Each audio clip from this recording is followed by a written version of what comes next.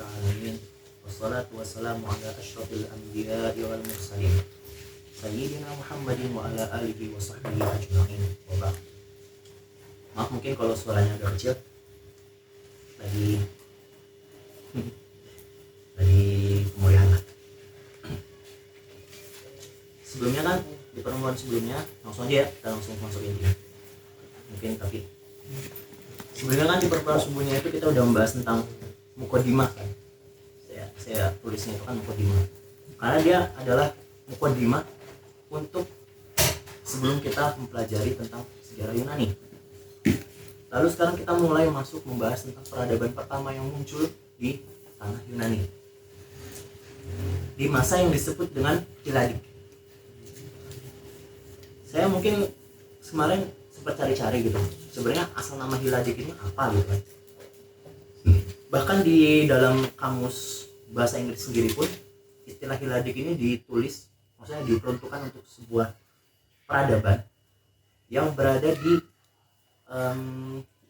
di apa ya, main island, apa bahasa Indonesianya, di tanah utama daripada Yunani sendiri di masa Bronze Age. Itu berarti masa perunggu, di zaman perunggu. Jadi Hiladik ini adalah sebuah nama yang disematkan oleh orang-orang arkeologi untuk peradaban di tanah utama Yunani pada masa itu, pada masa perunggu. Itu yang saya dapat. Adapun asal namanya sendiri pun saya cari-cari masih nggak ketemu. Dan saya kemungkinan besar saya itu berpendapat seperti ini mungkin. Sebelumnya kan di mukodimah kita bahas bahwasanya nama Yunani itu kan ada 3. Greek atau Grek, Yunan atau Yunani yang kita sebut dengan negara Yunani sekarang. Yang ketiga itu kan Hilas. Kemungkinan Hilas itu maksudnya itu Hilat ini. Mungkin seperti itu ya dimasukkan. Jadi mungkin karena arkeologi menemukan nama Hilat dalam penyebutan dalam teks lama yang mereka temukan, maka mereka menyebut bangsa nama lama ini dengan nama, maksudnya zaman lama ini dengan Hiladik. Itu mungkin pendapat saya, tapi mungkin aja benar, mungkin aja tidak, tapi itu kesimpulan yang saya bisa dapat setelah saya baca-baca sekian lama. Nah, peradaban pertama yang muncul pada masa Hiladik ini adalah peradaban yang bernama Kreta, Kritia. Kalau kalian baca nanti, sebenarnya Hiladik ini adalah tajuk besar, sebuah tajuk besar masa yang nanti akan terbagi menjadi banyak huruf. Nanti kalian bisa cari di Wikipedia. Nah, Kreta ini adalah salah satu dari bagian daripada masa Hiladik. Kalau nggak salah masa pertengahan, masa pertengahan Hiladik, seingat saya. Nah, peradaban ini tuh muncul dari tahun 3000 sampai 1500 ya. 1400 maaf. 1400 sebelum Masehi. Nah, nama lain daripada Kreta ini, Kreta kan nama pulaunya. Adapun nama peradabannya itu disebut dengan peradaban Minos.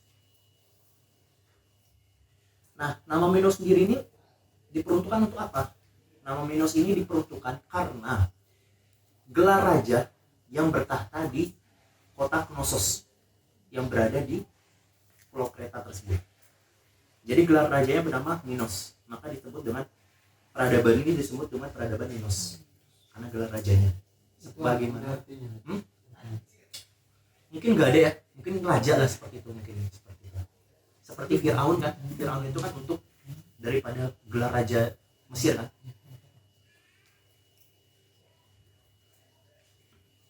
Nah, adapun pulau Kreta ini terletak di Bahar Mutawasit ataupun di Laut Tengah. Pasti tahulah maksudnya di mana letak pulau Kreta ini kan, di selatan daripada main islandnya ataupun semenanjung Yunani sendiri.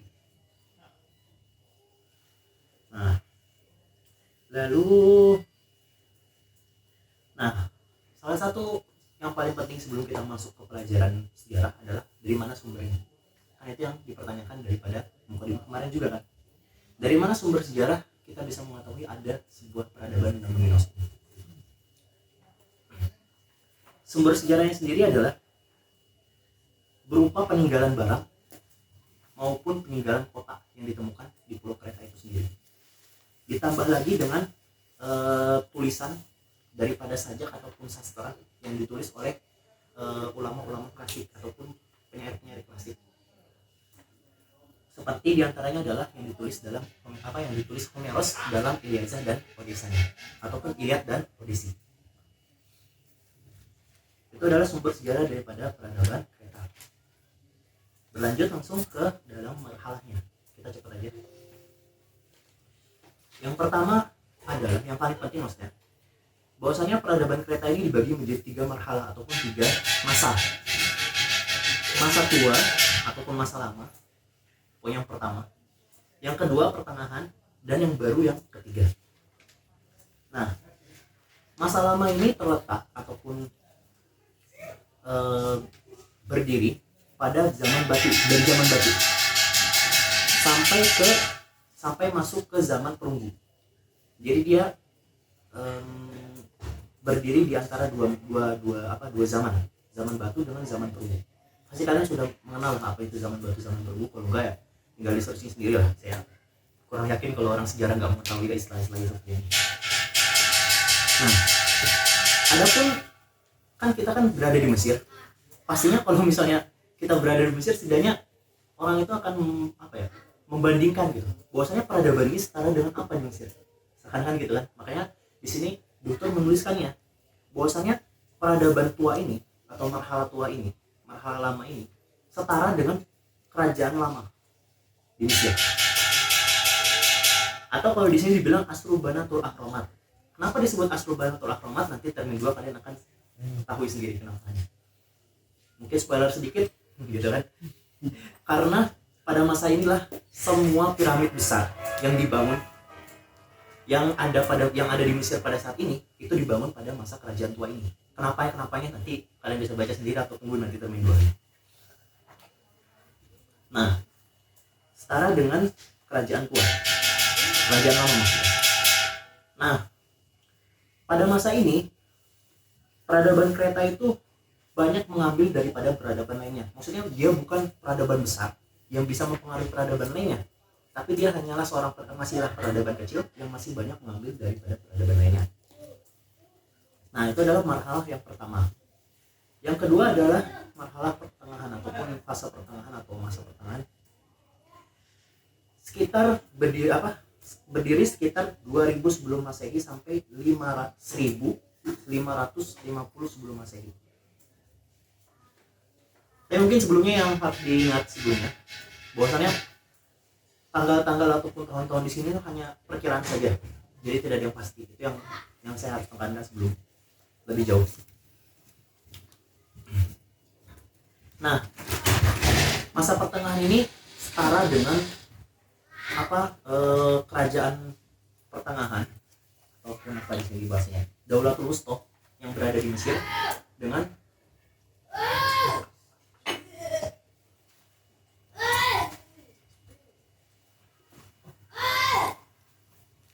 atau setara juga dengan masa penjajahan bangsa Hyksos. Nah, itu nanti termin 2 kalian akan pelajari tentang penjajahan bangsa Hyksos. Nah, jadi masa pertengahan ini setara dengan kerajaan pertengahan di Mesir dan saat penjajahan Hyksos. Pada masa ini peradaban Kreta mengalami sebuah perpindahan besar.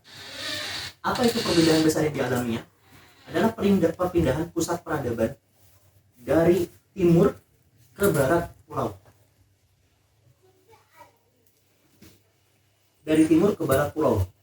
Dan ditandai juga dengan munculnya kota-kota besar pada masa ini. Hal ini menunjukkan bahwasanya peradaban Kreta pada masa pertengahan ini sudah mulai masuk kepada puncaknya. Kenapa? Karena mulai adanya kota-kota besar. Gitu loh. Adanya kota besar berarti menandai majunya suatu peradaban pada masa itu. Salah satu kota besar yang berdiri pada masa ini adalah kota Knossos. Ada 3 kota besar, kalian bisa baca sendiri nanti mukornya, ya, bahasa Latinnya juga untungnya. Salah satu kota besar yang berdiri pada masa ini adalah kota Knossos, yang nanti raja yang berdiri ataupun yang bertahta di kota ini akan disebut Minos, yang seperti yang sudah disebut di sini. Nah, lalu yang ketiga adalah ciri khas daripada masa ini adalah bahwasanya penduduk kereta ataupun penduduk masyarakat kereta pada masa ini sudah mulai hidup dalam kemewahan. Apa tandanya? Apa dalilnya gitu kan? Kalau orang usul ataupun apa kan? Nah, apa dalilnya? Dalilnya adalah dibangunnya kusur ataupun istana-istana megah dan villa-villa. Jadi penemuan-penemuan villa ataupun kosor-kosor ataupun istana-istana besar itu ditemukan berasal daripada masa ini, menunjukkan juga majunya peradaban kereta ini pada masa pertengahan. Lalu kita masuk ke masa yang baru ataupun yang terakhir, yang ketiga. Masa ini mungkin kalau dibandingkan dengan masa-masa yang lain adalah masa paling sedikit ataupun paling sebentar. Dari 1550 sebelum Masehi sampai 1400 sebelum Masehi. Dan setara dengan kerajaan baru di Mesir. Kerajaan baru nanti di Mesir itu udah mulai masuk ke Ramses dan semacamnya. Nah, pada masa inilah peradaban kereta berada di puncaknya, berada di puncak kemasannya.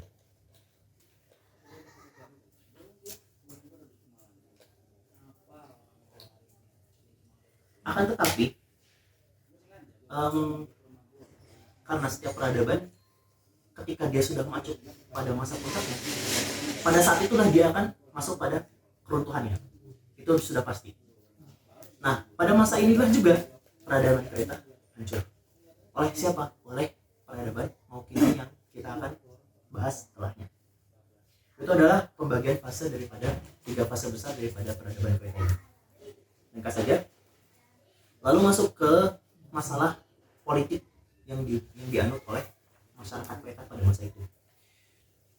Pada masa itu setiap kota itu yang kurang lebih, kalau di sini sekitar ada berapa kota?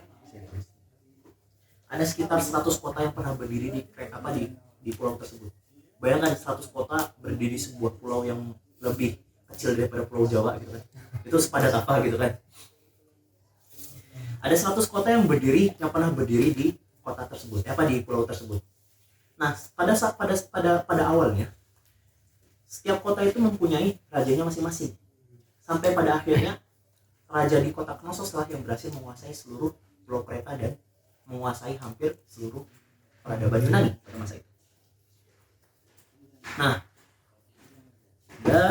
maka dari itu sistem politik yang dianut oleh masyarakat Kreta adalah kerajaan ataupun keminosan gitu kan kalau bahasanya gitu kan. Kalau di Indonesia kan sistemnya dipakai kesultanan gitu kan, kekaisaran gitu kan.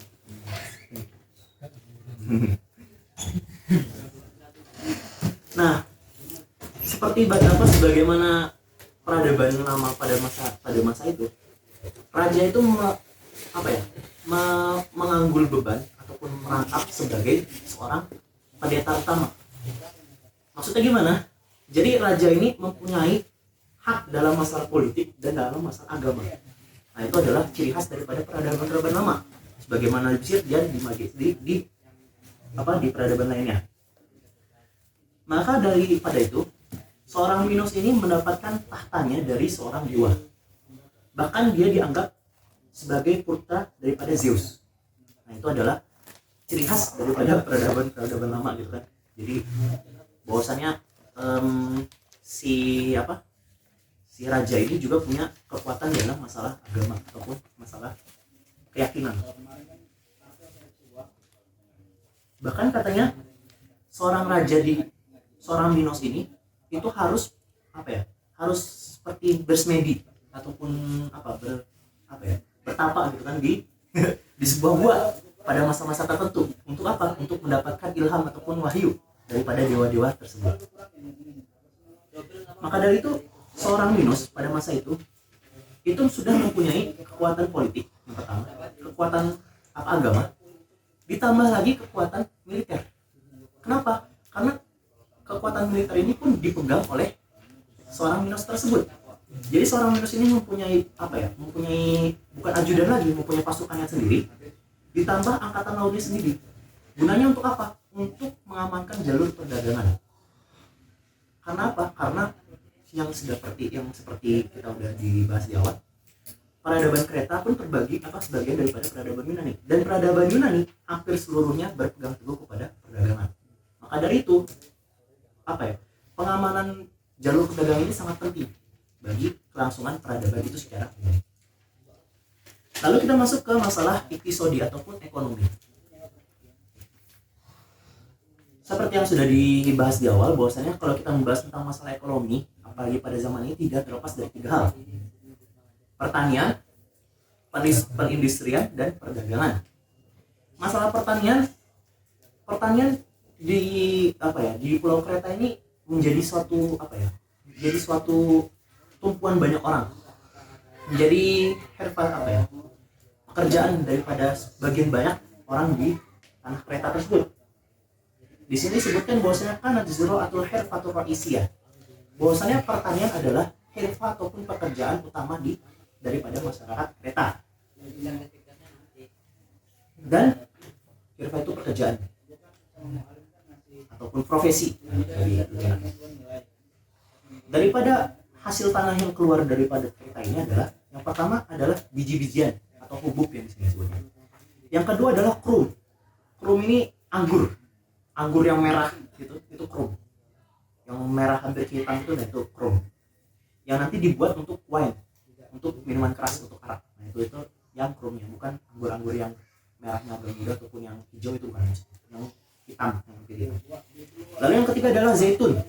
Nah, zaitun ini adalah ciri khas daripada tanah Mediterania, itu pasti ditanami zaitun.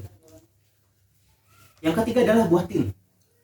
Pasti udah pernah, kalau yang di sini pernah makan tin lah sekali-kali 2 kali kan, bukan hanya baca di Quran doang gitu. Masa belum pernah cari buah tin itu? Lalu yang terakhir adalah hadaikul azhar ataupun kebun bunga. Jadi bunga-bungaan untuk wangian segala macam itu ditanam di Kreta ini. Nah, akan tetapi walaupun profesi utama daripada penduduk Kreta ini adalah seorang petani ataupun bercocok tanam, tetapi hasil pertanian, khususnya masalah pupuk ataupun biji-bijian ataupun untuk masalah makanan pokoknya yang dia akan dijadikan gandum dan segala macam keuntungan, itu tidak mencukupi untuk seluruh warganya. Nah, itulah yang nanti menjadi kekurangan gitu. Walaupun bagian besarnya itu bertani, tapi masalah makanan pokoknya itu masih kekurangan. Dah, seperti yang tadi udah bilang kan, di sini zaitun nanti dipakai untuk diambil minyaknya. Lalu krom ataupun anggur tadi dipakai untuk menjadi arak. Nah, tadi kan sudah dibilang bahwasanya profesi sebagian besar masyarakat Kreta ini kan bertani. Maka pasti mereka membuat sesuatu ataupun membuat alat ataupun membuat apapun itu yang membantu pertaniannya. Nah, itu kan pastinya akan berpikir seperti itu. Nah, mereka sudah bisa membangun apa itu yang namanya irigasi. Semacam irigasi, semacam konatir itu, semacam itu air gitu, semacam bendungan. Lalu syakutir itu semacam nanti bisa di search aja sendiri, tapi semacam timba air tapi dari sungai supaya langsung bisa disiramin gitu. Nanti kalian bentuknya cari sendiri di internet. Saya nggak bisa menggambarkannya soalnya saya nggak pernah lihat di Indonesia masalah ini. Syakutir ini gitu. Jadi kayak timba, tapi timbanya itu, kalau timba kan biasa kan kita pakai buat sumur ya. Tapi dia misalnya dari irigasi. Jadi misalnya timbanya tuh kayak tangan begini, kayak skop gitu. Masuk air langsung disiram gitu. Nah, semacam gitulah. Itu saya nggak pernah lihat, jadi nggak tahu itu apa namanya bahasa Indonesia.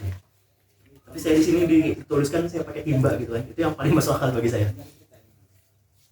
Lalu daripada masalah ziraah ataupun pertanian, di sisi lainnya ada masalah peternakan. Masyarakat Kreta ini sudah bisa menjinakkan banyak sekali hewan pada masa itu. Seperti di sini adalah al-masyah. Masyah di sini maksudnya adalah hewan yang berkaki 4. Baik itu sebenarnya masyah itu kan luas ya. Tapi yang dimasukkan di sini adalah hewan ternak yang berkaki 4. Tapi mungkin yang saya dimasukkan seperti ini, dimasukkan pada di barat ini mungkin semacam kerbau ataupun sapi. Lalu yang kedua adalah agenam. Agenam itu adalah domba ataupun biri-biri. Lalu maiz itu kambing. Lalu khanazir, pasti tahu lah khanazir itu apa? Babi. Lalu at-tuyur, ad-dajinah. Maksudnya apa? Maksudnya semacam unggas ini loh. Ayam maksudnya. Ayam-ayaman. Jadi ayam, kalkun gitu loh. Apa sih yang kayak gitu loh maksudnya? Ayam, kalkun, bebek gitu kan. Bukan tuyur yang terbang gitu loh, yang seperti ayam-ayaman itu. Nah, lalu mereka juga sudah bisa menjinakkan kuda.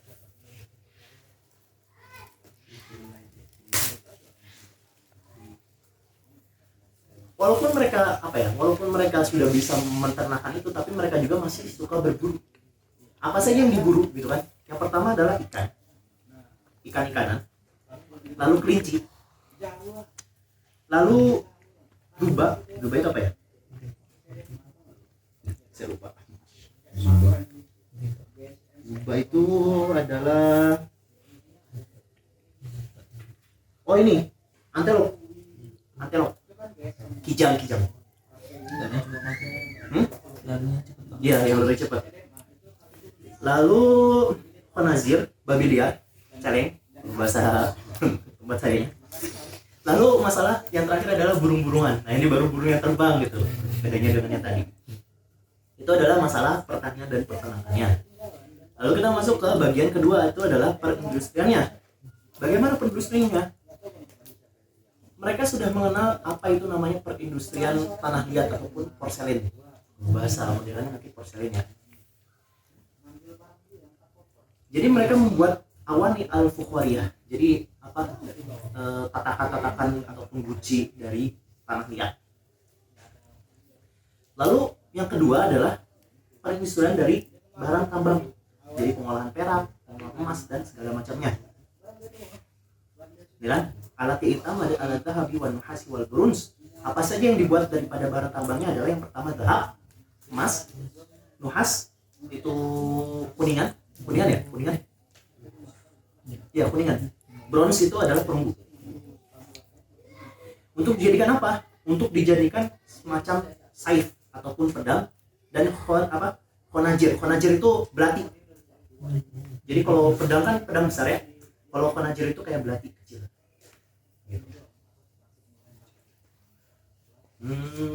Nah, inilah barang-barang ini, maksudnya pedang dan khonajir ini itu diekspor untuk luar negeri, maksudnya untuk perdagangan ke luar negeri. Jadi orang-orang Kreta ini terkenal dengan pembuatan pedang-pedangnya itu. Jadi hiasan-hiasannya itu dari emas dan segala macamnya, itu yang dimaksudkan ya. Karena sebelum ditemukannya besi, pedang itu masih memakai perunggu. Sebelum memakai perunggu itu kan masih memakai batu-batuan. Lalu setelah ditemukan perunggu, campuran timah dengan kuningan campuran apa itu perunggu itu. Nah, itu akhirnya karena itu lebih padat, makanya akhirnya digunakan itu, dan pembuatannya lebih mudah. Orang pada masa itu belum bisa melebur emas, belum bisa melebur besi, karena besi itu kan titik didihnya itu sampai 2000 derajat Celcius berapa ya. Jadi mereka belum bisa menemukan teknologi yang bisa memanaskan besi itu sampai saat itu. Makanya hanya bisa meleburkan perunggu, di mana perunggu itu adalah benda paling keras pada masa itu. Makanya pedang itu dibuat dengan lalu dihias dengan emas dan kuningan ataupun yang kalau tembaga nggak berwarna ya. Kalau misalnya emas kan mahal tuh, yang agak murahannya dikit kuningan kayak dipakainya. Bronze itu perunggu. Nah, lalu juga mereka membuat masalah tamasil. Tamasil itu patung-patungan dan ataupun berhala ya. Kan terbayang gitu kan, maksudnya kalau misalnya Yunani kan patungnya gitu kan. Lalu yang kedua adalah tamasil minal aj. Aj itu adalah gading. Jadi mereka mengukir gading untuk dijadikan patung-patungan ataupun berhala kecil gitu. Makanya ya terbayang lah gitu, maksudnya kayak kerajaan-kerajinan gitu kan. Tapi dia diukir gitu. Lalu yang terakhir adalah industri yang sangat maju pesat di sana adalah untuk pembuatan kapal, masalah kapal dan perahu. Maksudnya perahu-perahu kecil dan kapal untuk kapal perang. Mereka terkenal dengan masalah untuk pembuatan dua hal ini, karena ya bayangkan saja gitu kan, sebuah peradaban di tengah sebuah peradaban di pulau di tengah laut, ya pasti mereka harus membuat suatu kapal yang kuat kan gitu. Nah itulah ya, itu adalah masalah perindustriannya. Lalu yang terakhir adalah masalah perdagangannya. Karena dia terletak di Bahar Mutawasit ataupun di Laut Tengah, ya sudah tidak diragukan lagi gitu kan akses dia untuk ke peradaban timur dan ke peradaban barat. Jadi seakan-akan dia adalah pusat perdagangan untuk ke barat ataupun ke timur pada masa itu. Hal inilah yang menjadikan dia sangat maju dalam masalah perdagangannya. Ditambah lagi adanya ustul ataupun angkatan laut yang berpatroli di daerah Kreta dan sekitarnya, di daerah Bahar Mutawasit ataupun Laut Tengah, yang akhirnya menambah keamanan jalur perdagangan dan akhirnya menambah nilai orang yang ingin berjual beli gitu kan. Paham gak sih? Kalau misalnya suatu jalan itu aman, pasti orang itu akan jadi misalnya, oh kita bakal lewat sini aja, ke sana dulu bilang, baru ke sana gitu kan, daripada kita langsung motong tadi sana banyak perompak ataupun bajak laut kan, ada kita memilih lewat kereta dulu, akhirnya berdagang di kereta dan segitu. Maksudnya gitu, paham gak sih? Nah itu konsepnya. Jadi karena jalurnya aman ditambah lagi letak yang strategis, itu menjadikan mereka maju dalam masalah perdagangan.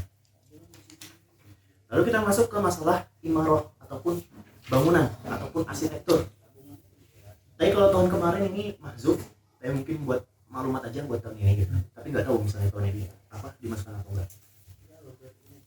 Intinya adalah bahwasannya mereka ini sudah maju lah gitu dalam masalah arsitekturnya. Jadi nggak yang misalnya hanya rumah aja gitu, tapi mereka sudah punya cara sendiri gitu, dan cara yang pada masa itu termasuk termutakhir gitu.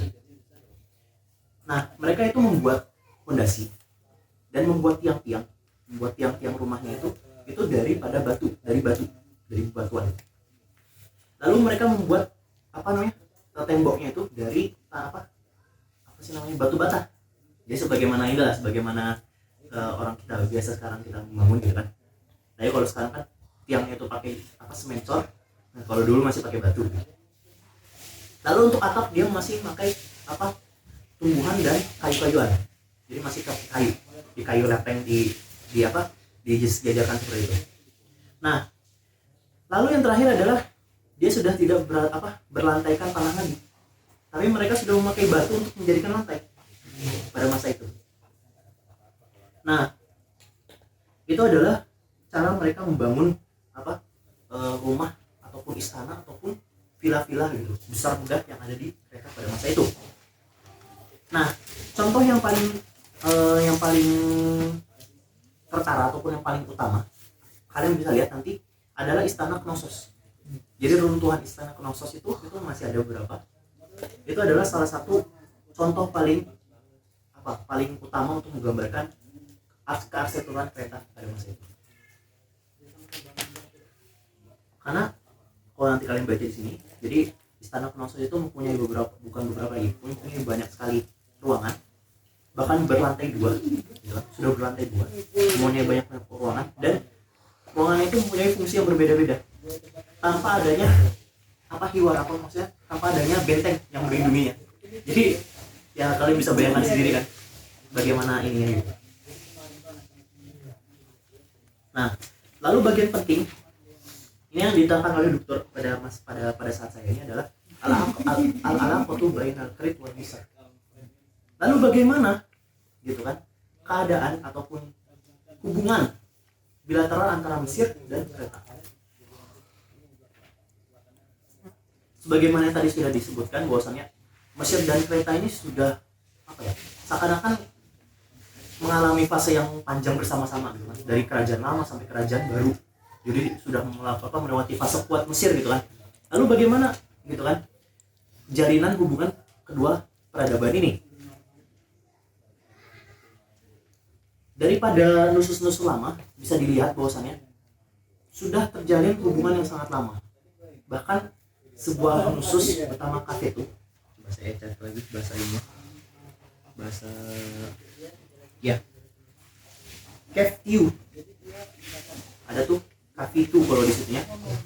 Tapi saya nyari di Wikipedia tuh hanya dapat bahasa Italinya doang, bahasa ini atau bahasa Yunani doang gitu kalau salah. Itu adalah sebuah nusus ataupun sebuah manuskrip nama Capitu.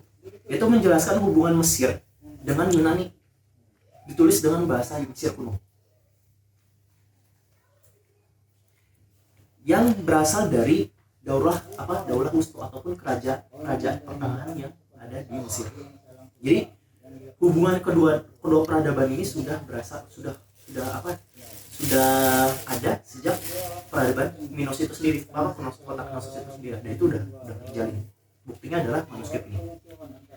Lalu sebuah manuskrip lain mengatakan bahwasanya pada masa Thutmose III, gimana sebutnya? Thutmose III.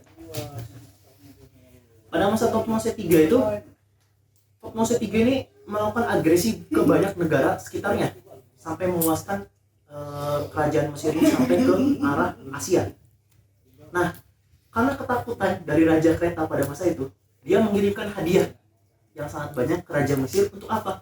Untuk tidak menyerang Kreta. Itu adalah salah satu poin penting yang harus kalau misalnya kemungkinan ada ujian atau enggak, ini jawaban yang paling penting. Jadi kalau misalnya saya bisa bacakan, kalau kata dokternya seperti ini: karena jaya sutuk tumusalis qad najaha 'ala al-ihtilali ihdati minal biladi fahum yakhafu min ihtilali wa hujum Misri 'alaihim wa qadima 'ala al-misra hidayatan hatta la yaqihim jaya sutuk tumusalis. Intinya adalah Thutmose itu melakukan agresi banyak ke luar negeri. Akhirnya Raja Kreta ini takut, dan dia mengirimkan hadiah yang banyak kepada Raja Thutmose ini supaya tidak menyerang Kreta. Itu adalah hubungan bilateral antara Mesir dan Kreta. Nah, itu adalah akhir daripada peradaban Kreta. Lalu kita masuk ke peradaban kedua. Sebelumnya ada yang mau tanya dulu?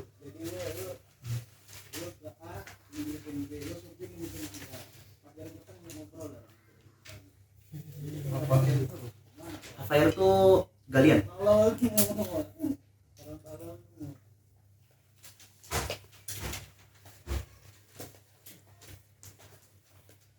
Udah? Lalu kita masuk ke peradaban kedua yang muncul pada masa Hiladik ini. Peradaban yang disebut dengan peradaban Mycenae. Mau kinaikkan kalau di sini kan. Peradaban ini muncul pada tahun 1600 sampai 1100 sebelum Masehi. Jadi dia muncul pada masa pertengahan daripada peradaban Kreta. Lalu hancur setelah kehancuran Kreta. Dan Mycenae adalah dianggap menjadi peradaban kedua yang besar yang muncul pada masa Hiladik ini. Dan mungkin peradaban terakhir yang besar pada masa Hiladik ini. Nah, lalu kenapa disebut dengan peradaban Mycenae? Karena pusat daripada peradaban ini berada di kota yang bernama dengan nama yang sama juga, kota Mycenae. Di manakah beradanya kota ini? Dia berada di Shamalus Sharqi, berarti di Shamalus Sharqi itu timur laut. Berada di timur laut daripada semenanjung Peloponnes. Di atas sebuah bukit yang tingginya itu adalah 900 kaki ataupun 274 meter di atas permukaan laut. Jadi ini 900 di sini itu adalah 900 kaki. Kalau meternya adalah 274. Nah, maka dari itu dia kan berdiri di sebuah bukit yang otomatis dia kan tinggi ya, tempatnya tinggi. Nah, bukit inilah yang menjadikan dia seakan-akan bukit ini adalah hison ataupun benteng alami bagi si kota Mycenae sendiri. Dan hal inilah kenapa dia berhasil menaklukkan dataran Argos yang ada di bawahnya, karena tempatnya tinggi, maka dia bisa berhasil menguasai peradaban yang lebih rendah di sekitarnya. Jadi dia berhasil menguasai dataran Argos yang berada di sekitarnya itu karena tempatnya ini tinggi. Dan karena hal inilah juga yang menjadikan tanahnya itu subur, karena dia berada di sebuah bukit yang dikelilingi sungai. Jadi lembah-lembahnya itu subur. Nah, dan karena inilah juga, karena tanahnya subur juga, peradaban ini hancur. Seakan-akan seperti itu. Nanti tapi kisah hancurannya akan di apa?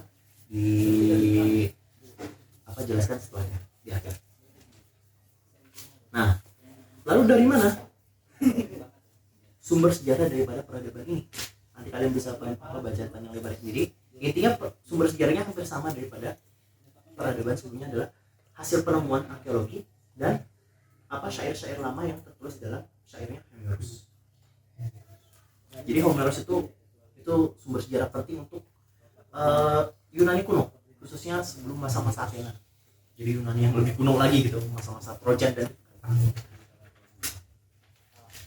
Nah, lalu kita masuk ke masalah politik dan sosialnya. Sebagaimana peradaban Kreta,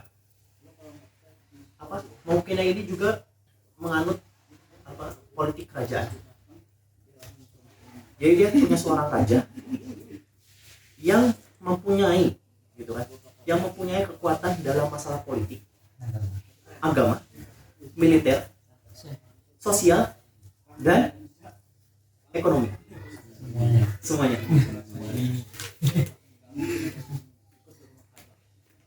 Jadi bahkan kalau di sini disebutkan kama anahu kan nakoi dan Jesh kata gitu. Waya sulit kepala dunia. Jadi dia itu yang akan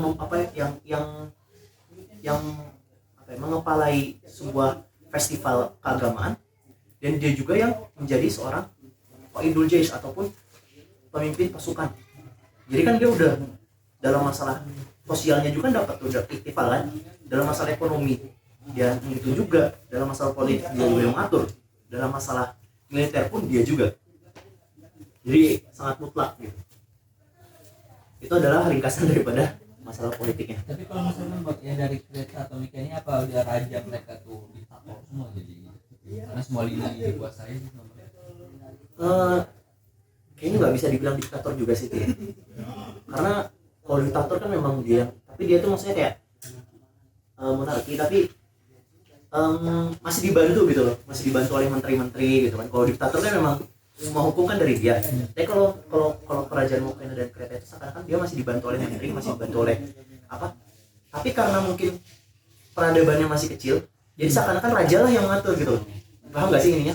Kalau misalnya kayak diktator kan dia kan mengatur yang semua dan memang harus kata dia kan. Tapi kalau ini kan karena peradabannya kecil ya seakan-akan ya kamu lagi gitu, raja lagi gitu. Kalau pemahaman saya seperti itu. Ya memang maksudnya memang seperti itulah cara pengaturan pada masa itu. Karena kan kita nggak bisa yang salah daripada kita kadang membandingkan apa yang terjadi pada masa itu dengan apa yang kita alami pada masa ini. Nah, itu bakalan ketemu permasalahan seperti itu. Jadi kita harus memandang daripada kacamata itu. Dan inilah kenapa kita mempelajari bagaimana kehidupan di sana, budaya di sana, apa saja yang dikerjakan di sana gitu kan. Bahkan kalau misalnya sampai mudakik lagi, bagaimana berpakaian di sana. Karena mungkin berpakaian pun akan mempengaruhi daripada cara hidup dan kenapa dia melakukan hal sesuatu. Misalnya gitu, orang Arab gitu kan memakai sebuah sorban. Kenapa? Karena memang panas gitu kan. Karena seperti itulah. Saya tidak mau membahas lebih panjang lagi. Karena akan keluar tema. Lalu kita masuk ke daripada masalah kepercayaan dan agama orang-orang mungkin yang ini. Nah, mereka percaya dengan dewa-dewa ataupun dewi-dewi yang dipercaya juga oleh orang-orang Yunani kuno. Siapa saja? Yaitu 12 dewi utama itu loh. Dewa-dewi utama itu Zeus, Hera, lalu siapa? Poseidon, Apollo, Athena, lalu Artemis, Ares, Dionysus. Pokoknya ada berapa lagi itu kan yang ada. Pokoknya 12 utama itu juga mereka mempercayainya. Dan sebagaimana orang-orang Yunani pada masa itu, dia menggambarkan dewa-dewanya dengan perawakan manusia. Itu sebagian besar peradaban masa itu kan kalau peradaban lain kan seakan-akan mencampurkan kan antara hewan bahkan dengan beberapa tanaman atau apa gitu kan. Tapi kalau misalnya orang Yunani kan dengan manusia utuh gitu kan. Tapi sebenarnya mungkin sebelumnya itu hanya sebagai batas mereka nggak menggambarkan secara manusiawi, tapi mungkin lama-kelamaan akhirnya mereka menggambarkan sebagai manusia, karena akal manusia itu tidak akan mencapai hal itu gitu loh. Maka dia menggambarkannya dengan apa yang mereka lihat, yaitu apa? Hewan dan manusia. Nah, yang terakhir dan yang paling penting adalah kehancuran daripada peradaban Mohican ini. Dan kehancuran peradaban Mohican ini adalah kehancuran daripada masa Hilladic ini. Jadi itu adalah peralihan ke masa selanjutnya. Kalau di sini di buku disebutkan masa selanjutnya adalah masa Hellenic. Tapi kalau Hellenic itu sendiri dalam masalah sejarah, sebelum kita masuk sebenarnya, Hellenic itu adalah apa ya? Fase setelah wafatnya Iskandar Akbar. Jadi kalau saya mungkin akan memakai bahasanya bukan Hellenic, tapi lebih memakai bahasanya Yunani kuno. Nah, kehancuran daripada peradaban Mohican ini itu ada dua pendapat besar. Yang pertama dan yang dianggap maksudnya yang dianggap sebelum adanya yang kedua. Jadi selama ini tuh orang tuh percaya dengan pendapat yang pertama, tapi ada penemuan yang menggagalkan pendapat pertama ini. Jadi pendapat pertama ini adalah bahwasanya orang-orang Mohican ini diserang hancur secara sekaligus oleh serangan dari bangsa Doria. Kenapa bangsa Doria ini menyerang orang-orang Mohican ya? Seperti yang saya sudah sebutkan di awal, karena tanahnya subur. Maka orang-orang Doria ini menginginkan tanahnya karena tanah dia sangat tandus. Jadi karena nanti kita akan bahas setelahnya, ada yang disebut dengan Harokatul Intisyarul Ilri. Itu adalah sebuah hijrah besar dari tanah mereka yang asli ke daerah-daerah sekitarnya, sampai ke Italia, sampai ke daerah timur Anatolia, bahkan ke main islandnya sendiri, ke Yunani-nya sendiri. Untuk apa? Untuk mencari kehidupan yang lebih baik. Salah satu daripada suku yang berhijrah dalam hijrah massal ini adalah orang-orang Doria. Nah, orang Doria ini dipercaya menghancurkan banyak peradaban di tepi. Nah, salah satu peradaban besar pada masa itu adalah mungkin yang diserang oleh Doria. Ini yang dipercaya oleh orang-orang pada saat itu, pada lama itu kan. Akhirnya tapi ditemukan suatu penemuan bahwasannya peradaban Mohican ini hancur itu tidak secara langsung, tetapi bertahap, dan penyerangan Doria ini adalah puncak daripada kehancurannya. Tahu nggak sih perbedaannya? Oh, bedanya secara langsung dan bertahap. Gitu dia, berbeda itu. Lalu bertanya gini, lalu apa yang menjadikan kehancuran, yang melandaskan kehancuran pertamanya itu, yang menjadikan sebab utamanya itu? Kenapa? Yang pertama, kalau di sini disebutkan bahwasannya ikhtilaf tawazun al-quwa. Di sini digambarkan dengan perkataan seperti itu, ikhtilaf tawazun al-quwa, ataupun hilangnya poros kekuatan di daerah timur. Kenapa? Karena Mesir pada saat itu, pada masa ini, kehilangan imperatornya ataupun kerajaannya di daerah Asia. Lalu yang kedua adalah orang-orang Het. Peradaban Het yang besar di Anatolia itu hancur. Jadi dua kekuatan besar sekali hilang pada masa itu. Yang mengakibatkan apa? Perang dan perebutan kekuasaan di daerah Anatolia dan Asia, daerah Irak dan Syam itu. Karena perang inilah yang menjadikan jalur-jalur dagang itu ditutup dan banyaknya perampok. Tadi saya bilang bahwasanya orang Yunani khususnya umumnya, dan khususnya orang Mohican ini, mungkin saya lupa tadi, itu jalan hidup satu-satunya mereka bisa dapat keuangan atau segala macam itu dari perdagangan. Tapi kalau jalur perdagangannya banyak perompak, bagaimana hidup mereka? Itulah asal muasal daripada kehancuran Mohican. Jadi terjadi perang, kehancurannya peradaban besar, terjadi perang, hilangnya kekuasaan di sana, gitu kan? Hilangnya keseimbangan kekuasaan di sana, yang mengakibatkan jalur dagang yang buruk dan banyaknya perompak, yang mengakibatkan sebuah peradaban yang berpusat dengan perdagangan hancur. Akhirnya datanglah orang-orang Doria yang menghancurkan secara nihai ataupun menghancurkan secara amatir, menamatkan peradaban. Jadi paham kan kronologi ceritanya? Tapi orang Doria ini aslinya orang mana? Daerah Laut Aegean. Jadi daerah barat, daerah timur. Nah itu adalah kehancuran daripada oke. Gitu bayangkan kalau misalnya orang cuma bisa makan nasi gitu kan, tiba-tiba ditaruh di Mesir gitu kan, dia nggak bisa makan nasi tapi cuma dikasih isi doang kan, di asrama gitu contohnya, nggak bisa mati dia di situ, yakin saya. Dikasih isi sama full gitu kan, waduh ini apa gitu kan. Nah itu adalah akhir daripada masa Hilali. Berapa menit lagi? Masih bisa lanjut ya? Kita masuk ke masa Helenik ataupun saya sebut aja dengan Yunani kuno ya, karena Helenik ini tadi saya sudah bilang bahwasanya Helenik ini cenderung untuk setelah kematian daripada Iskandar Akbar. Masa maaf.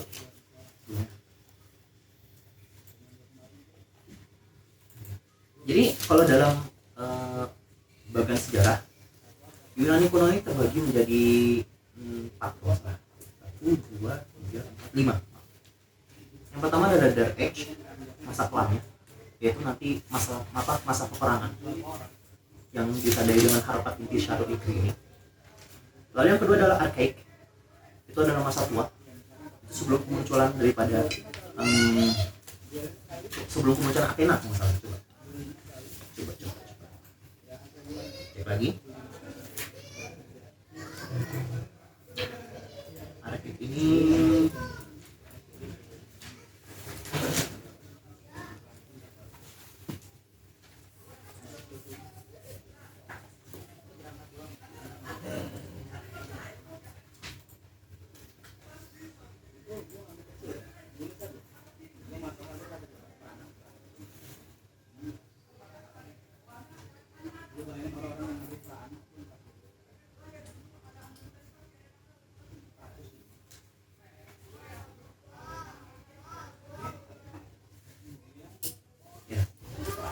jadi ada archaic dan ada klasik.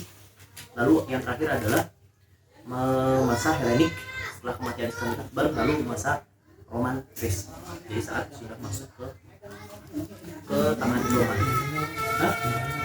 Roman Greece. Jadi ada Dark Age, Archaic, Klasika, Hellenistik, lalu yang terakhir adalah Roman Greece.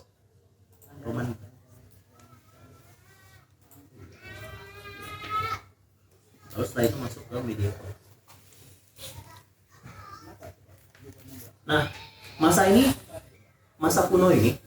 kuno ini ditandai dengan Harpatul Intisharul Ikri.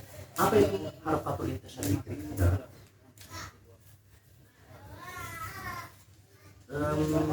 Definisi ya. Nih, saya bacakan dulu ya. Oke. Syahidat bidayatul alfi ami ula qabla miladi bi tahdidi khilal qurun samil wa sadis harfatul istaiton wasi'atu min qibalil ikrik ala sahil Asia Sufra wa shibu jaziratul Balkan wa mantiqatul haudul bahr mutawassit mimma kana akbaru athari min hayatil ikrik siyasatan wa iqtisadiyah wa istimar aidan intika dua itu.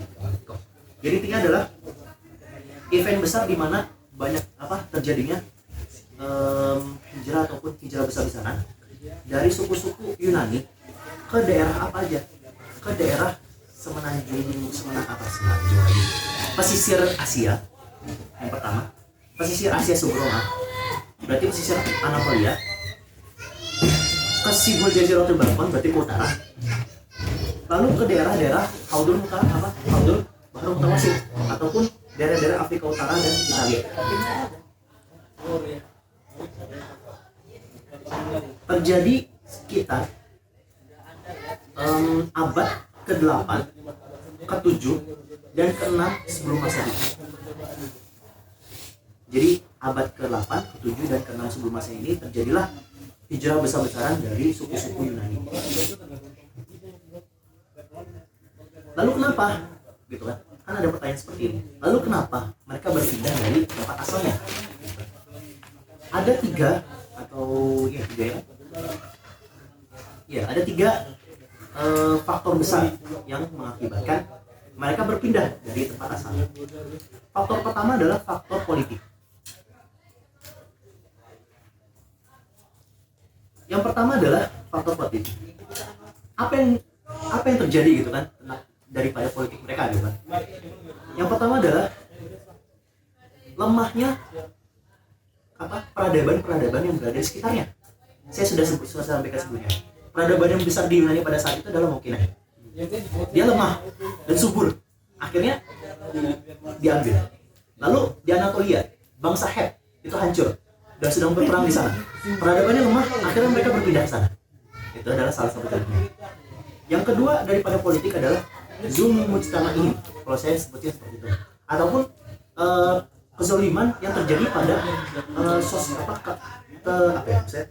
pada sistem politik mereka.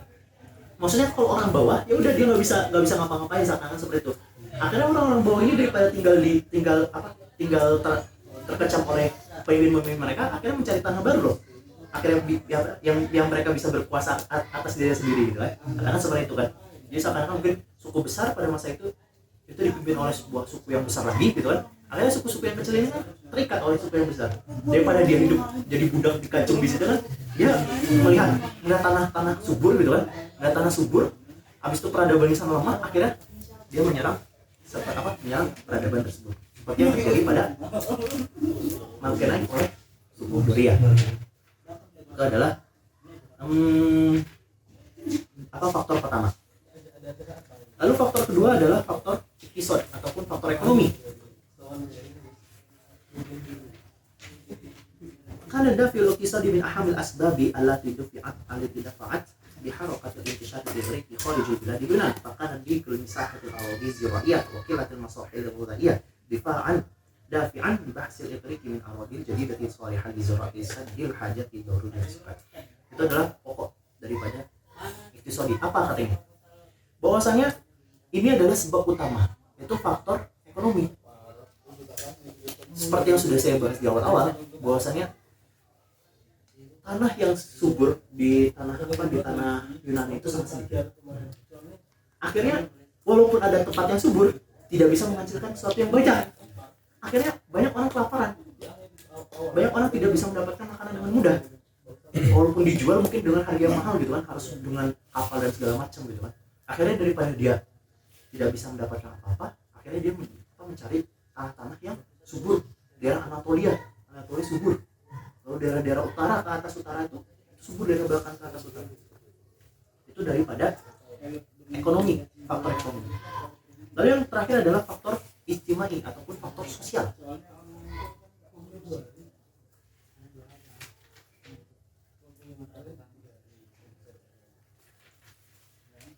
Seperti yang sudah disindir di awal juga di masalah politik.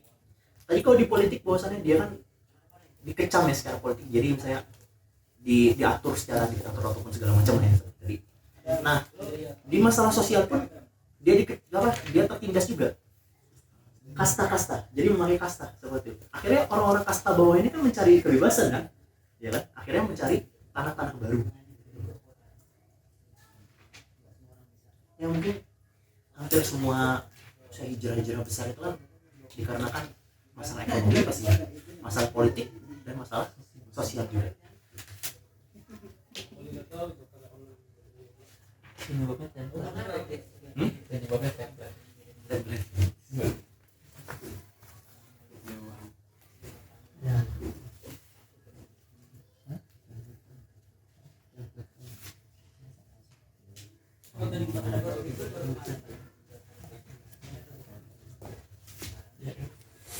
Nah udah kan tadi mazhabir akhlak udah. Lalu kita masuk ke nataij. Nah ini adalah yang penting. Kenapa? Karena kita sudah membahas tentang sebab, pasti ada akibatnya. Sebabnya tadi kan faktornya. Lalu akibatnya apa? Akibatnya karena kenapa? Karena hijrahnya orang-orang Igrik ini sampai ke timur, sampai ke barat, ke utara dan selatan ini pasti akan mengakibatkan efek pada peradaban lainnya di sekitarnya. Lalu apa efek daripada peradaban, daripada hijrah besar-besar tadi? Yang pertama adalah tatawur anzimatul hukum fi biladil Ighriqi bi syakli sariq. Yang pertama adalah berkembangnya sistem pemerintahan di peradaban Yunani ini bisa bisa clean secara cepat. Kenapa? Tadi kan dia sudah tertindas di awal. Pastinya dia akan memikirkan suatu politik baru yang dia bisa terbebas daripada kezalimannya di awal kan, pasti sekarang kan gitu. Kalau dia misalnya menunjuk sebuah raja yang mutlak lagi, ya dia akan terjerumus di lubang yang sama kan, seakan-akan seperti itu. Jadi dia mencari tanah baru itu nggak ada untungnya sama sekali. Akhirnya mereka berpikir bagaimana kita bisa membuat suatu sistem politik yang dimana kita itu bisa setara secara bareng-bareng gitu kan. Akhirnya nanti sistem politik yang ada di Athena gitu kan, seperti nanti kalian tahu sendiri gitu kan. Itu adalah yang pertama. Bahkan di sini dijelaskan kan, menizomil malaki ila istiqorti hatta wusulan ila nizomil demokrati. Dari seorang raja mutlak lalu ke istiqor gitu kan. Bahasa ini mungkin lebih tahu kan, yang dipilih itu loh, yang dipilih dewan segala macam itu. Lalu sampai ke masalah sampai ke demokrasi. Jadi itu kan secara cepat gitu, maksudnya dalam hitungan kurang daripada 200 tahun berpindah berganti terus gitu. Yang kedua adalah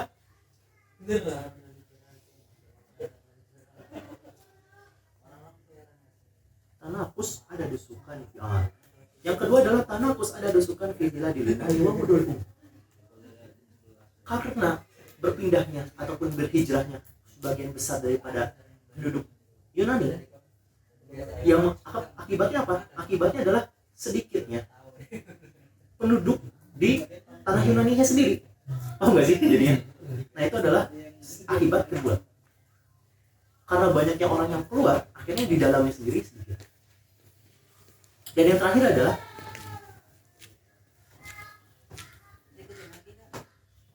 tercampurnya kebudayaan Yunani dengan kebudayaan penduduk peradaban sekitarnya. Karena Yunani pada masa itu tuh kebanyakan pindahnya ke Anatolia, makanya pastinya peradaban Yunani itu bercampur dengan peradaban timur, dengan peradaban Finikia, mungkin dengan peradaban yang lainnya gitu.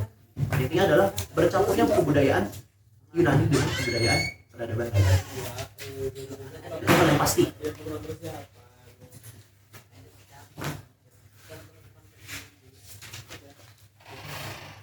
Sebagai contoh kan kita banyak ya di sini kan di Mesir ya. Pastinya ini nanti mungkin 10 tahun atau 20 tahun ke depan bahasa Mesir pasti akan setidaknya gitu kecampuran sedikit. Bahasa Indonesia mungkin terjadi, hal itu mungkin terjadi karena kita itu bercampur dengan orang-orang Mesir, dan ini pun terjadi. Kenapa kalian kalau misalnya dengar orang Mesir itu misalnya mush ataupun mush ais itu pakai shin gitu, itu karena percampuran orang-orang Mesir dengan suku apa gitu. Jadi akhirnya mereka orang-orang suku ini pakai shin gitu di akhir kata mereka. Jadi kalau misalnya berbicara itu pakai shin. Jadi akhirnya karena percampuran itu, akhirnya orang Mesir dalam amiyahnya menggunakan hal itu gitu. Itu salah satu contoh pertukaran budaya gitu yang terjadi dalam bahasa. Dan banyaklah kita bisa lihat gitu kan dalam bahasa Indonesia sendiri pun gitu kan, banyak bahasa-bahasa luar gitu. Kalau contoh dari kan budaya Yunani dengan peradaban lainnya yang tercampur, salah satu contoh anaknya itu apa anaknya dari campuran tadi budaya baru lagi gitu. Apa ya? Di sini sih hanya disebutkan afkar ya, pemikiran baru. Mungkin masalah falsafah atau mungkin tercampur kan falsafah dengan falsafah ini. Saya mungkin kurang tahu, mungkin bisa dicari dulu sendiri lah. Nah, lalu kalau dokter menambahkan, dan ini bab setelahnya, salah satu akibat terakhir daripada harokat intisar ini adalah munculnya suatu nizam ataupun suatu hukum yang disebut dengan Daulatul Madinah atau polis. Jadi apa maksudnya polis ini? Polis adalah sebuah sistem di mana sebuah kota berhak mengatur segalanya atas dirinya sendiri. Ya otonomi. Bahkan kan kalau kita bisa lihat nanti ke depannya, bahkan masalah politik, bahkan masalah kebudayaan, masalah kumbat, masalah mata uang itu berbeda antara kota dengan kota yang lain. Sebagai contohnya kita bisa lihat aja antara Athena dengan Spartan, segimana bedanya gitu kan peradaban mereka gitu kan, masalah peradabannya, masalah sistem politiknya, masalah budayaannya gitu kan sangat berbeda gitu kan. Yang satu dengan basis militer gitu kan, yang satu dengan basis pemikiran gitu kan. Nah ini adalah salah satu hasil terbesar daripada halakat intisar tersebut.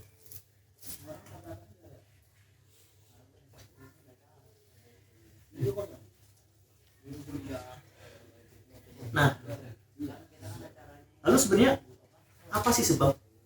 Kan tadi kan sebenarnya akibat kan. Lalu kenapa mereka lebih memilih gitu? Kenapa mereka lebih memilih untuk menjadi sebuah polis gitu? Misalnya satu kota dengan kotanya sendiri gitu.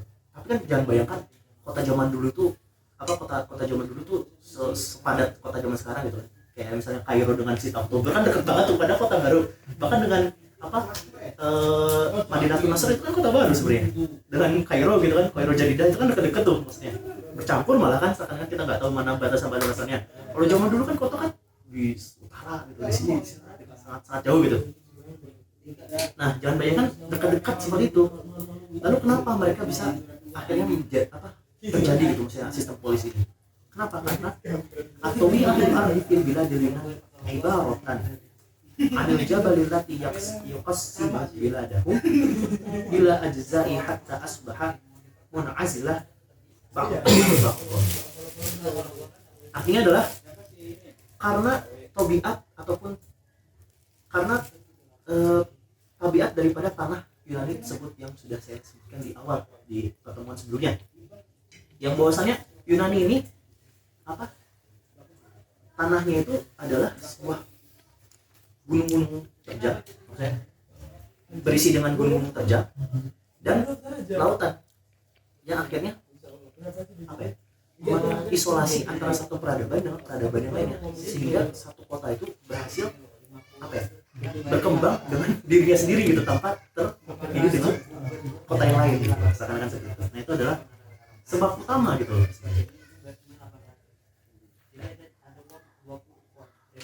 Udah saya nggak akan bahas ini inti daripada itu.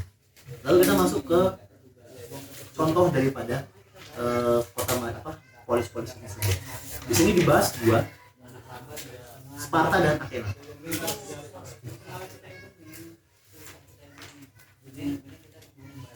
Dan mungkin saya cukupkan sampai Sparta dulu karena Athena agak banyak. Nanti di minggu depan sampai ke kematian Iskandar Akbar. Lalu kita masuk ke minggu depannya kalau misalnya masih ada itu ke Romawi. Nah, yang pertama adalah kota Sparta. Kota Sparta ini terletak di dataran disebut dengan dataran Lakedaimon di Janub Shibul Jaziratul Peloponnes, di selatan daripada semenanjung Peloponnes.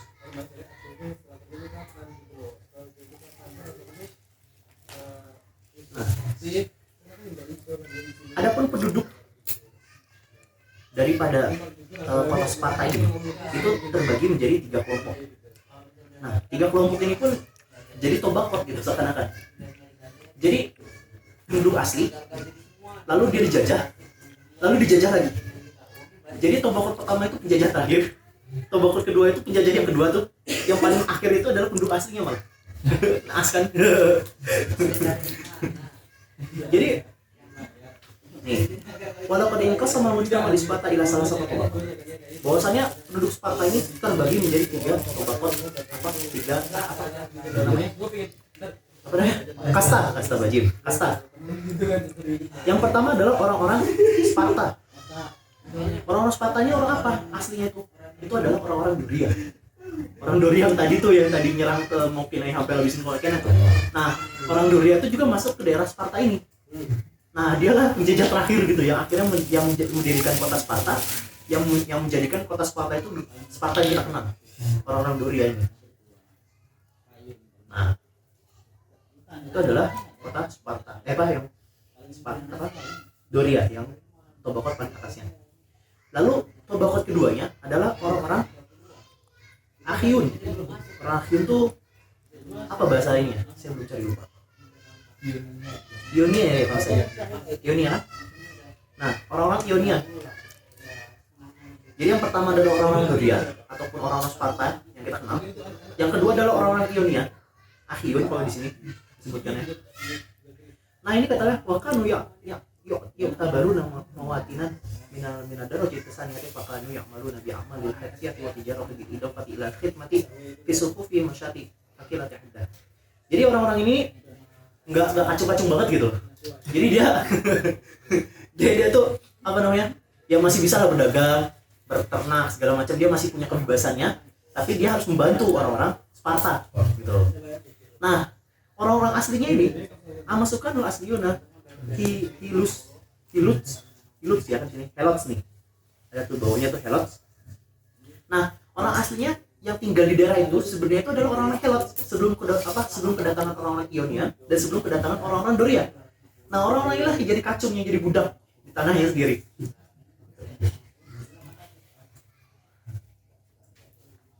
Nah, itu adalah kasta di apa namanya, di Sparta ini.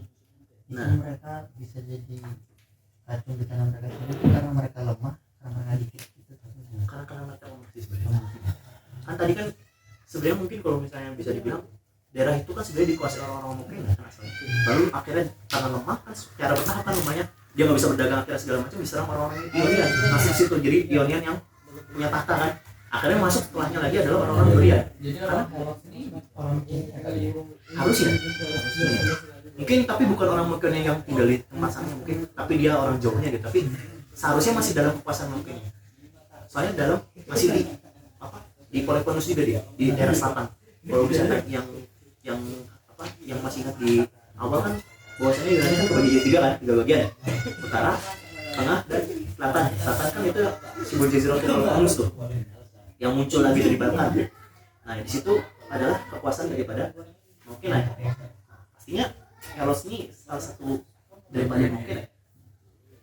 Jadi yang kita kenal itu di orang Doria. Orang Doria.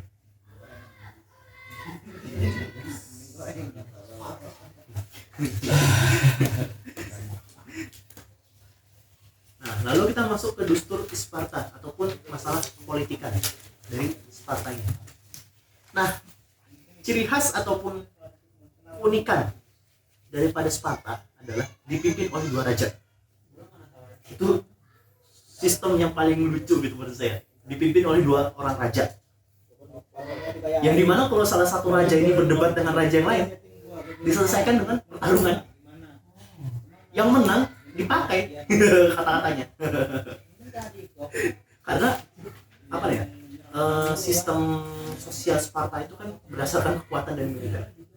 Jadi makanya keras dia, memang keras. Makanya nanti kita akan bahas bagaimana kerasnya kehidupan di Sparta pada masa itu. Nah, itu adalah sistemnya. Di bawah raja, di bawah dua raja ini ada yang disebut dengan Majelis Syuyukh atau disebut dengan Jirusia ya? Majelis Syuyukh ini adalah terdiri dari 28 orang.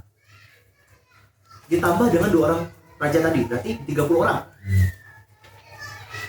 Nah, lalu syarat untuk seorang berada di Majelis Syuyukh ini adalah Allah ya kalau sinul adui min sanatain sitina. Jadi seorang di sana tuh pasti lebih dari 60 tahun. Makanya kan disebut Majelis Syuyukh ataupun tetua lah. Kata tetua gitu, tetua.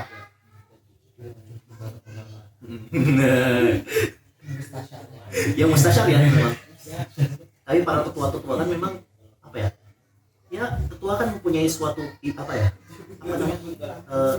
suatu hal yang tidak dipunyai orang anak muda. Makanya dia membantu gitu dalam masalah politikan.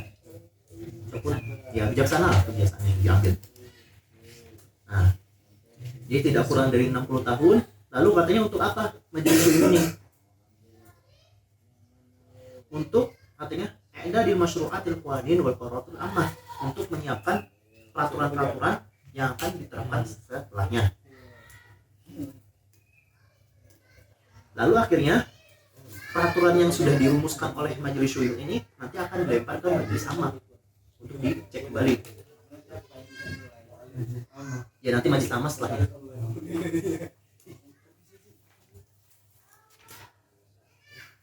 Jadi intinya DPR-nya lah. Tapi raja masuk di situ gitu loh seakan-akan. Dia buat peraturan juga gitu kan. Nah, tapi nanti baru itu setelah dibuat di majelis syuyukh ini akan diserahkan ke majelis amma setelahnya.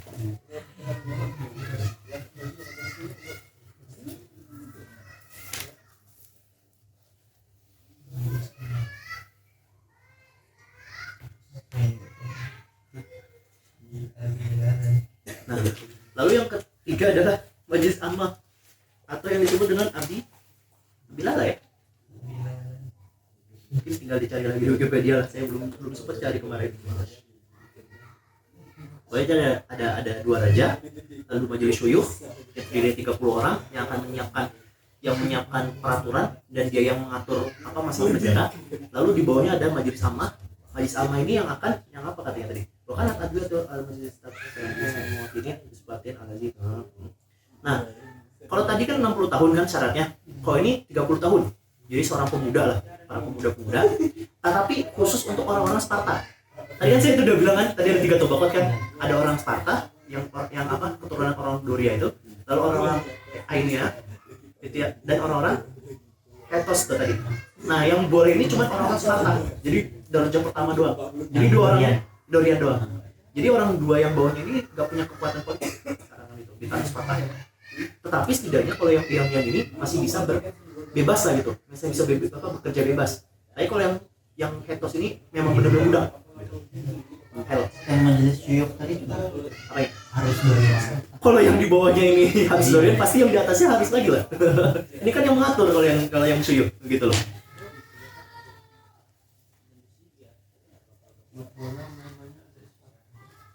Ya lah.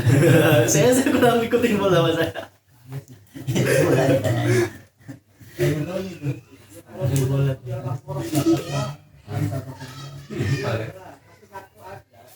Nah, mereka ini akan orang-orang majelis amma ini akan mengadakan suatu apa ya?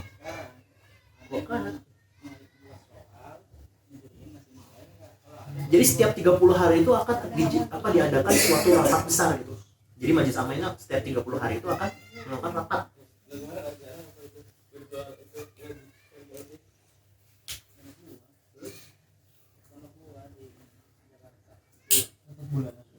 Iya, rapat bulanan.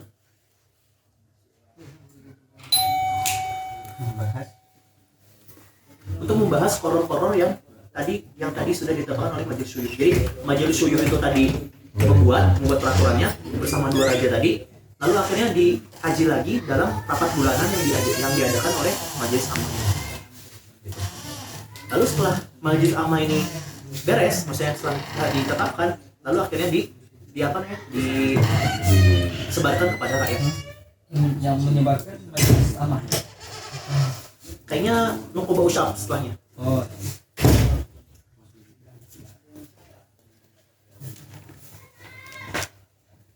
Nah, kalau Nukoba Usyab ini adalah organisasi yang beranggotakan 5 orang yang dipilih setiap tahunnya. Jadi kekuasaan mereka itu hanya setiap tahun gitu. Yang keempat. Hah? Yang keempat. Nah, ini adalah wakil rakyatnya. Nah, paham gak sih? Jadi mereka inilah wakil rakyatnya gitu, yang menyuarakan suara rakyat Sparta ini adalah orang-orang 5 orang ini. Gitu loh. Jadi kalau di Athena kan semuanya kan dari rakyat untuk rakyat kepada rakyat kan. Tapi kalau misalnya di Sparta ini yang merumuskan segala macamnya itu raja dua raja bersama majelis syuyukh, lalu diperiksa oleh majelis amma. Nah, suara rakyatnya di mana? Di sini Nukoba Usyab ini. Yang 5 orang. Jadi 5 orang dipilih setiap tahunnya. Jadi Perwakilan rakyatnya. Jadi kalau misalnya rakyat ada keluhan apa-apa segala macam untuk ke atasnya, itu melewati ini semua, melewati 5 orang ini.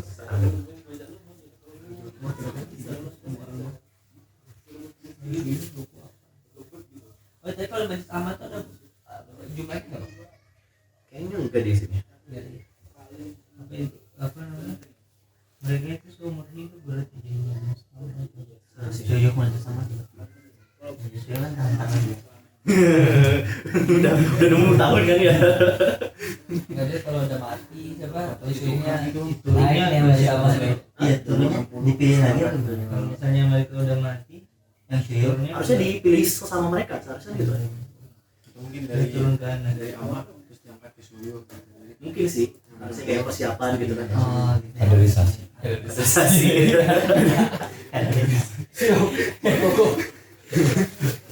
Waduh nih. Jadi organisatorisnya.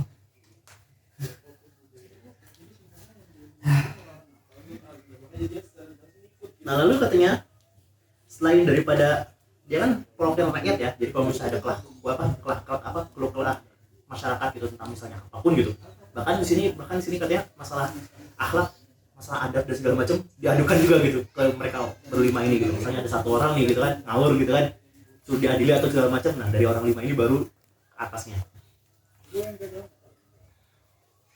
Tapi walaupun mereka keras, tapi peradaban Sparta ini termasuk beradab gitu loh seakan-akan.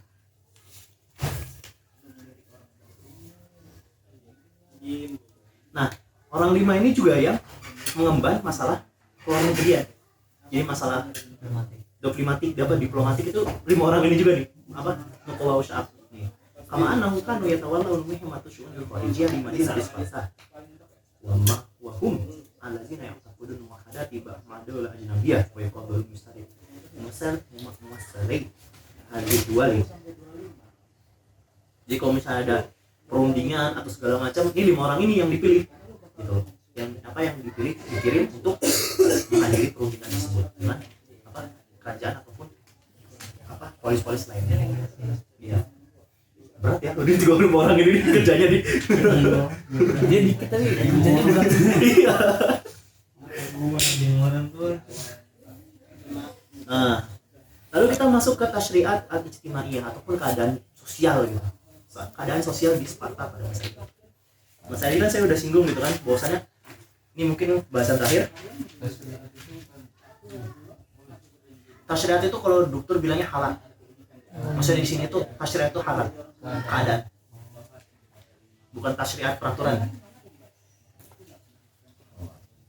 Kalau kata dokter sih halatul ijtimaiyah. Nah, kalau kata dokter singkat katanya gini, wusifa bil qaswati, udah beres katanya gitu, keras gitu gitu, ketok gitu kalau kata dokter gitu. Coba gambarkan keadaan masyarakat Usifa bil qaswah. Wusifa bil qaswati munzul mauliditif kata gitu. Dari kecilnya, dari dia udah lahir ini udah keras tuh keadaan di hidupnya dia. Kenapa katanya? Kenapa bisa kayak gitu kan? Udah gitu kan gitu. Karena gini, kalau misalnya jadi seorang wanita Sparta itu, jadi ini kan kita membahas orang Spartanya ya, orang yang Dorian itu, bukan orang yang dua bawahnya. Kalau orang dua bawahnya itu kita nggak bakalan bahas. Ini keadaan orang Spartanya nih, yang martabat paling atasnya. Ini seorang wanita Sparta itu kalau dia mau melahirkan itu dibawa ke gunung, di gunung. Jadi ada tempat bersalin itu di gunung gitu. Jadi kalau misalnya dia lahir, tuh anak cacat, dikit aja, dibuang jadi makanan elang sama makanan segala. gitu ya, dibilang. Itu adalah makanya dari kecilnya aja dia udah susah gitu. Kecil aja udah berat. Nah, udah barbar. Berat. Ya, entahlah gitu kan. Cacat dikit lu buang. Iya. Makanya gitu. Itu pertama. Itu dia saat dilahirkan. Lalu saat dia masuk ke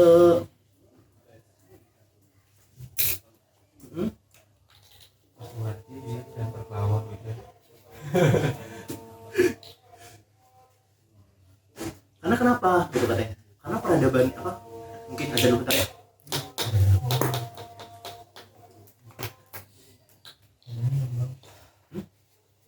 Minum. Ada di keran di saya. Ada aja di gelasnya ada.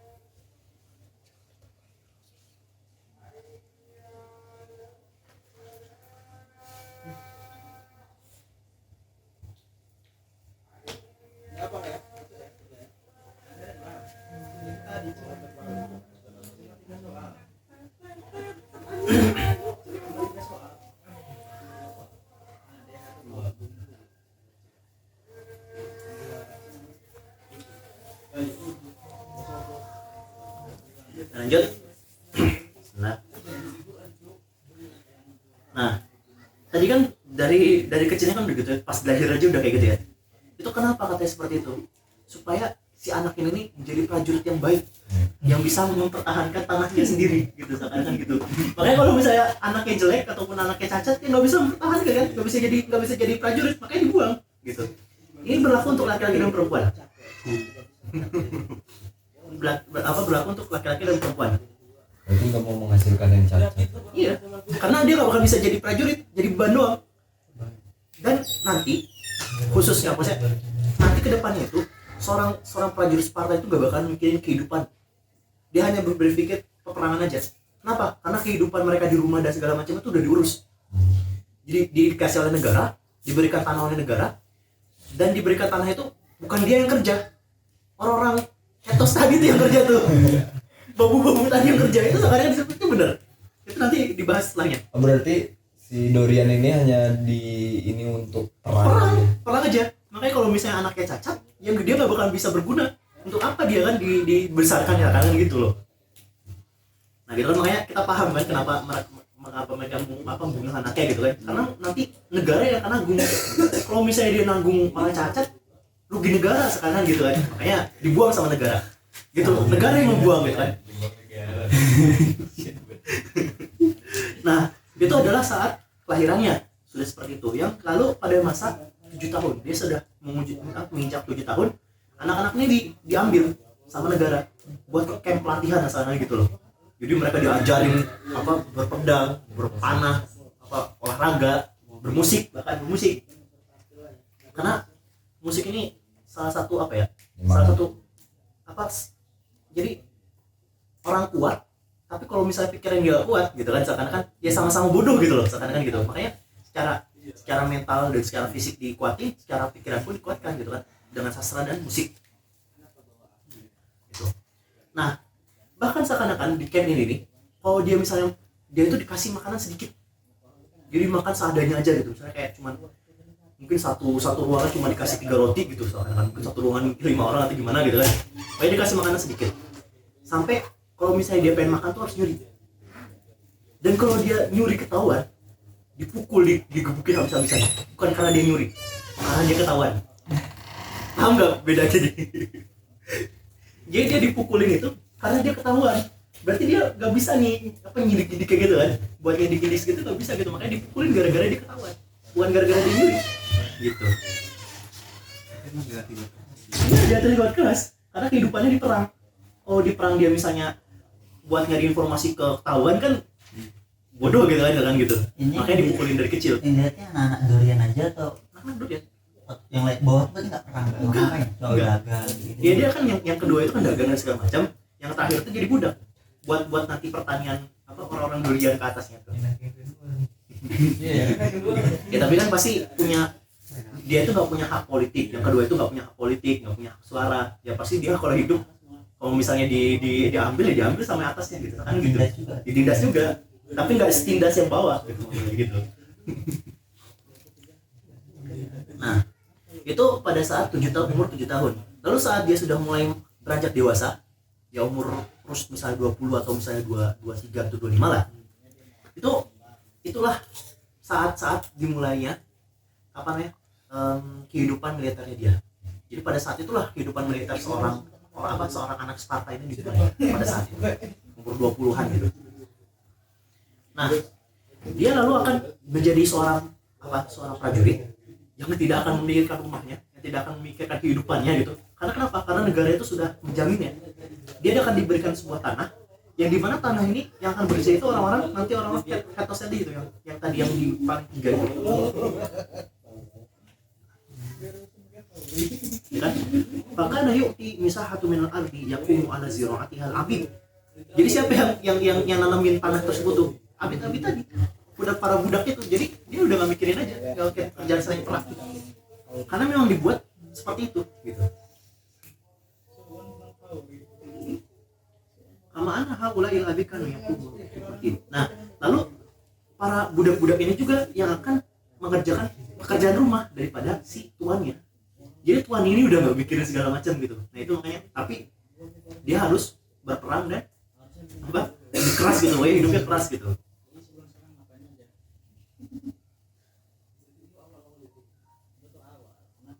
Bahkan katanya orang-orang Sparta asli itu, orang-orang Dorian yang tadi itu yang abad pertama itu mereka diharapkan untuk bekerja selain militer. Jadi berdagang, apa masalah industri ngebangun segala macam itu tuh mereka nggak boleh. Ya mereka harus berperang aja. Memang seperti itu gitu. Itu adalah kehidupan keras yang digambarkan untuk orang Sparta. Tapi Waminal jadi divisi kriana mujtaba Sparta karena ya baku mabdaun musawah bainal jami'il muwatinin. Maksudnya muwatinin ini orang-orang Dorian tadi tuh, ya. Itu yang saya tekankan. Jadi mereka itu memakai apa namanya? Persamaan lah gitu. Maksudnya semua orang Sparta itu sama. Maksudnya orang Sparta itu orang-orang Dorian tadi tuh. Bahkan yahrumu istikhdamul mu'adin. Jadi orang-orang Sparta itu nggak saling jual beli gitu satu sama lainnya, tapi ya udah semuanya itu dikumpulkan untuk negara, lalu negara yang akhirnya membagikan kepada penduduknya secara merata, apa ada kurang ataupun apa ada lebih. Dan mereka pun tidak hidup secara mewah-mewahan. Jadi kalau misalnya kalian pernah lihat film-film Sparta kan nggak yang villa-villa besar gitu, istana-istana besar, tapi ya rumah kecil, tapi perang aja kayak hidupnya. Nah mereka memang cara hidup mereka itu diharapkan untuk hidup yang mewahan gitu loh.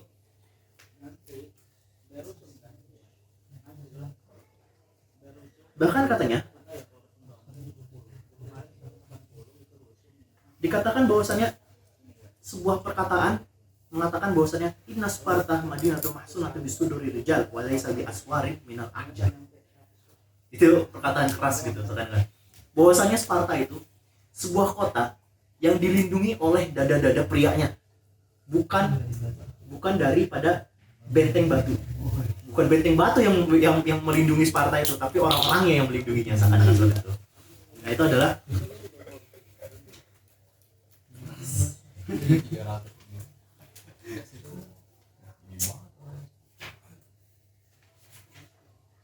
tapi apakah ada misalkan perkawinan antar etnis gitu, misal dari Sparta sama Ionian atau Ionian sama Delos? seharusnya enggak ya. Seharusnya enggak. Kalau udah tuh bapaknya keras kayak gini nggak mungkin. Kalau keturunan Sparta yang cewek itu jadinya apa? Ya Tara juga. Semuanya. Terus kalau hamil? Ya kalau hamil kan beda cerita, masa dia hamil cowok. Bisa aja.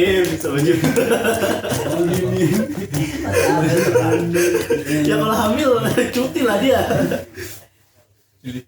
Tapi dia nggak ngerjain pekerjaan rumah, seakan-akan gitu. Dia memang buat perang juga gitu.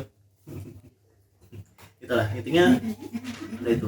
Nah yang terakhir adalah ada pertanyaan katanya sih. Wasu'alul laziyat rahun nafsu. Al-an dimana data bahas Spartiun di Hazasu. Lalu kenapa orang-orang Sparta itu memilih hidup seperti ini? Nah, itu kan pertanyaan.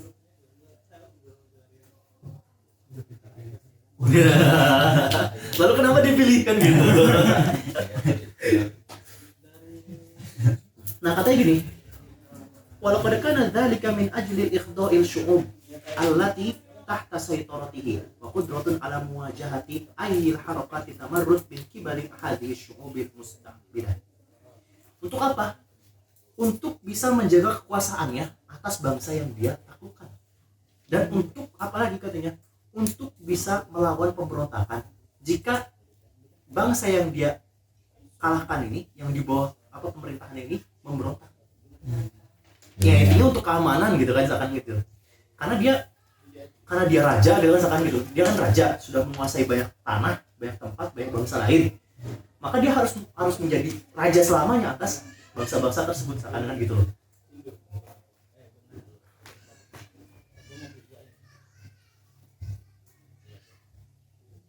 Lalu pertanyaan kedua adalah, lalu kenapa mereka nggak berdagang?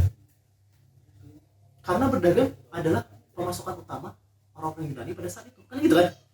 Ini berbeda sekali kan? Kenapa mereka nggak berdagang? Lalu kenapa? Karena gini katanya, khasyata ta'amuli wa asyubil ukhra.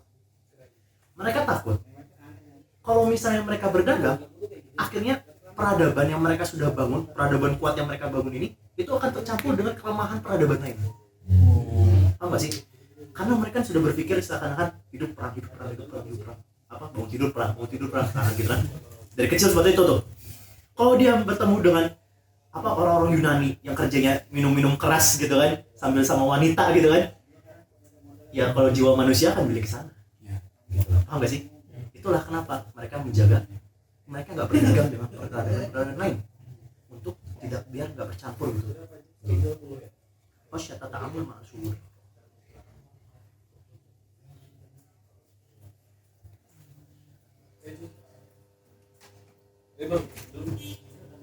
Nah, yang terakhir adalah perkataan Plato. Walaupun orang Sparta ini keras dan segala macam tadi lah yang tadi sudah disebutkan, tapi ada satu hal yang dikatakan Plato, kan semasa kan ya, katanya gini, innahu aqallu anwa'il hukmi fasada. Bahwasanya orang-orang Sparta ini nih orang yang paling sedikit lah kejelekan dalam masalah politiknya. Karena ya kuat-kuatan gitu kan gitu kan. Dia nggak ada masalah siasat di belakang itu nggak ada gitu loh seakan-akan gitu. Nah itulah bersih lah seakan-akan gitu. Ya kalau misalnya ini kan kuat, kalau misalnya kamu salah, saya lebih kuat, saya bisa menang gitu kan gitu. Itu adalah apa akhir daripada sesi ini lah insyaallah. Selalu ketemu minggu depan lagi. Kita tutup dengan doa kafaratul.